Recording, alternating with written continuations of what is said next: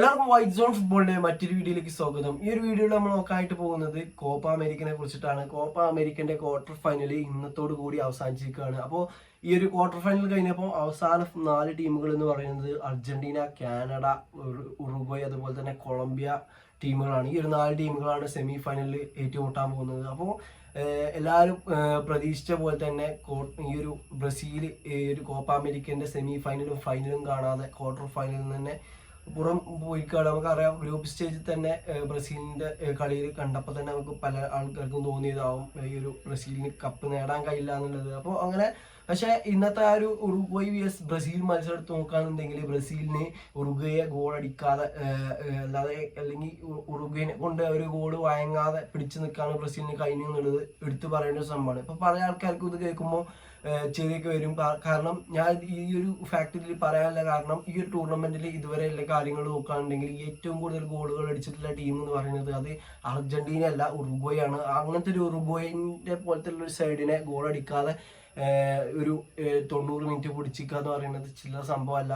പിന്നെ എന്താകും ഈ ഒരു ഉറുഗ്വേയിൽ നമുക്കറിയാം, ഉറുഗ്വേന് ഏകദേശം 75ാമത്തെ മിനിറ്റ് തന്നെ ഉറുഗ്വേന്റെ ഒരു പ്ലെയറിന് നാൻഡസ് എന്ന് പറയുന്ന പ്ലെയറിന് റെഡ് കാർഡ് കണ്ട് പുറത്തായിട്ട് ഉറുഗ്വേ നല്ല രീതിയിൽ തന്നെ ഡിഫെൻഡ് ചെയ്ത് കളിച്ചുകൊണ്ട് ആ ഒരു പെനാൽറ്റി വരെ കാര്യങ്ങൾ കൊണ്ടെത്തിച്ചുകൊണ്ട് ഉറുഗ്വേ ആണെങ്കിലും ഫസ്റ്റ് നല്ലൊരു കോൺഫിഡൻസോട് കൂടി തന്നെ ആ ഒരു കിക്കൊക്കെ എടുത്തുകൊണ്ട് ഫസ്റ്റ് കിക്ക് ബ്രസീലിന്റെ ആയിരുന്നു. ആ ഒരു കിക്ക് ഉറുഗ്വേന്റെ ഗോൾ കീപ്പർ സേവ് ചെയ്തിരുന്ന കണ്ടു. അപ്പോൾ ആ രീതിയിൽ ഇൻസിഡന്റിൽ എനിക്ക് പറയാനുള്ള സംഭവം കഴിഞ്ഞ വേൾഡ് കപ്പിൽ നമ്മൾ കണ്ടതാണ്. ഒരു യുവതാരത്തിനെ കൊണ്ട് ഒരു പെനാൽറ്റി ഫസ്റ്റ് പെനാൽറ്റി കൊണ്ട് അടുപ്പിച്ചിട്ട് ബ്രസീൽ ആ ഒരു വേൾഡ് കപ്പ് ക്വാർട്ടർ ഫൈനലിന് ക്രൊയേഷ്യക്കെതിരെ പുറം തള്ളി പോകുന്നത്. അതായത് അന്ന് റോഡ്രിഗോ ആയിരുന്നു ഫസ്റ്റ് കിക്ക് എടുത്തിട്ടുണ്ടായിരുന്നത്. ആ ഒരു കിക്ക് മിസ്സാണ് നമ്മൾ കണ്ടു. ഇന്ന് എഡർ മിലിറ്റാണ് ഫസ്റ്റ് കിക്ക് എടുത്തത്. ആ ഒരു ഫസ്റ്റ് കിക്ക് എടുക്കാനുള്ള പ്ലെയറിനെ എന്തുകൊണ്ട് ഈ ഒരു യുവതാരങ്ങളെ ഏൽപ്പിക്കുന്നു എന്നുള്ളതാണ്. അത്രയും പ്രഷർ താങ്ങാൻ പറ്റുന്ന ഒരു പ്ലെയറിനെ കണ്ടുപിടിക്കേണ്ടിയിരിക്കുന്നു എന്നുള്ളതാണ്.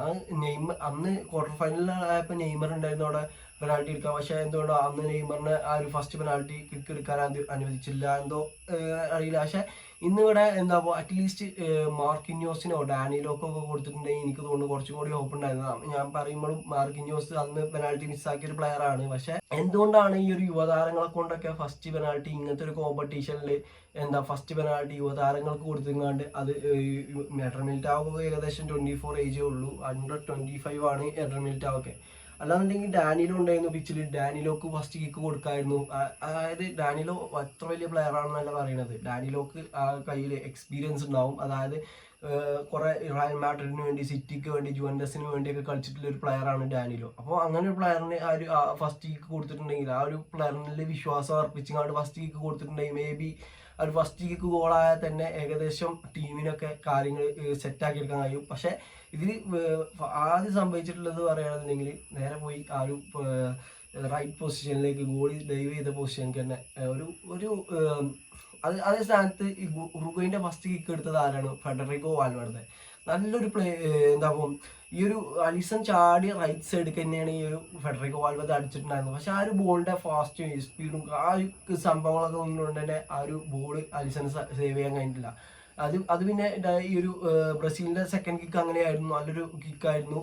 പക്ഷെ ഫസ്റ്റ് കിക്ക് എങ്ങനെയാകുന്നു അതാവും മത്സരത്തിന്റെ റിസൾട്ട് എന്ന് പറയുന്നത് എന്നാണ് എനിക്ക് തോന്നുന്നത്. അങ്ങനെയാണ് ഈ ഒരു എഡർ മിലിറ്റാനെ കൊണ്ട് ആ ഒരു ഫസ്റ്റ് കിക്ക് എടുപ്പിച്ചപ്പോൾ തന്നെ എനിക്ക് തോന്നി ഇത് ഈ ഒരു ഗോളാകാൻ പോകുന്നില്ല എന്നുള്ളത്. അപ്പോൾ നിങ്ങളുടെ അഭിപ്രായം ആ ഒരു വിഷയത്തിൽ തീർച്ചയായിട്ടും കമന്റ് ചെയ്യുക. പിന്നെ അർജന്റീന ഇക്വഡോറിനോടായിരുന്നു കളിച്ചിട്ടുണ്ടായിരുന്നത്. ഇക്വഡോറിലാണെന്നുണ്ടെങ്കിൽ 1-1 ഡ്രോയിൽ പോയിങ്ങാണ്ട് എനിക്ക് തോന്നുന്നു അർജന്റീനന്റെ കുറെ കാലത്തിന് ശേഷം ഒരു മോശപ്പെട്ട പ്രകടനം കണ്ട മത്സരമായിരുന്നു. പക്ഷെ അർജന്റീന ആ ഒരു മത്സരം എമിലിയാനോ മാർട്ടിനസ് അർജന്റീനയെ കൈപിടിച്ച് കയറണ നമ്മൾ കണ്ടിട്ടുണ്ടായിരുന്നു. പിന്നെ കാനഡ അങ്ങനെ നോർത്തിൽ നിന്ന് അല്ലെങ്കിൽ നോർത്ത് അമേരിക്കയിൽ നിന്ന് ഒരു ടീം സെമി ഫൈനലിൽ എത്തിയിട്ടുണ്ടെങ്കിൽ അത് കാനഡയാണ്. USA, മെക്സിക്കോ ഒക്കെ ഈ ഒരു മത്സരത്തിൽ ഈ ഒരു കോപ്പയിൽ ഉണ്ടായിരുന്നു. അങ്ങനെ ഈ ഒരു അവസാന ഫോറിലെത്തുമ്പോൾ നോർത്ത് അമേരിക്കയിൽ നിന്നുള്ള ഒരു ടീമേ ഉള്ളൂ, അത് കാനഡയാണ്. പിന്നെ ഇപ്പോഴത്തെ സൈഡിലാണെന്നുണ്ടെങ്കിൽ ഉറുഗ്വേ ആണ്. കൊളംബിയ പറയുകയാണെന്നുണ്ടെങ്കിൽ ഈ ഒരു ക്വാർട്ടർ ഫൈനൽ എടുത്തു നോക്കുകയാണെന്നുണ്ടെങ്കിൽ ഒരു മത്സരം കളിച്ച് ജയിച്ചേക്കുക, അതായത് പെനാൽറ്റിയിലല്ലാതെ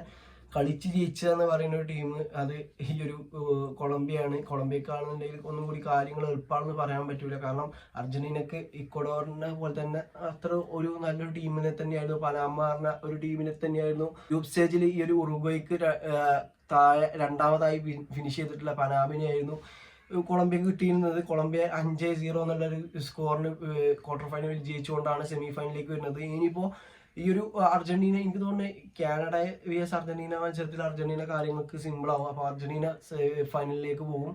പിന്നെ ഈ ഒരു ഉറുഗ്വേ vs കൊളംബിയ മത്സരത്തിൽ ആര് ജയിക്കുന്നോ അത് പ്രവചനീയാത്മകമല്ല. പക്ഷെ എനിക്ക് താല്പര്യം ഉറുഗ്വേ ജയിക്കാനാണ്. ഉറുഗ്വേ ജയിച്ച് ഫൈനലിൽ ഉറുഗ്വേ vs അർജന്റീന മത്സരം കാണാനാണ്. അപ്പോൾ നിങ്ങളുടെ അഭിപ്രായം തീർച്ചയായിട്ടും ഒന്ന് കമന്റ് ചെയ്യുക. അപ്പോൾ ഈ ഒരു 2 മത്സരങ്ങളിലും ആരൊക്കെ വിജയിക്കും എന്നുള്ളത് നിങ്ങളുടെ ഒരു ഒപ്പീനിയനും ഒന്ന് കമന്റ് ചെയ്യുക. അപ്പോൾ ഇന്നത്തെ വീഡിയോ ഇത്രേ ഉള്ളൂ. ഈ ഒരു വീഡിയോ നിങ്ങൾക്ക് ഇഷ്ടപ്പെടുകയാണെന്നുണ്ടെങ്കിൽ തീർച്ചയായിട്ടും കൂടെ നിൽക്കുക. ഓക്കെ.